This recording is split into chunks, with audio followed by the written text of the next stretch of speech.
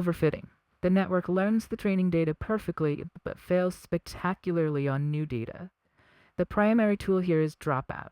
You mentioned it solves the problem of co-adaptation. Can you unpack that concept for us?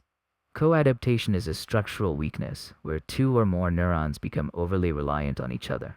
Imagine two hidden neurons in the same layer both evolved to detect the exact same feature, say, a vertical edge on the left side of an image. So they're doing the same job. Right, done, exactly. And if one of those neurons fails or receives slightly noisy input, the entire network fails to detect that feature because its intelligence is redundant and fragile. The network has essentially memorized the training data by creating these tightly coupled feature detectors, making it poor at generalizing. So how does Dropout prevent this tight coupling? Dropout is a radical, almost reckless solution.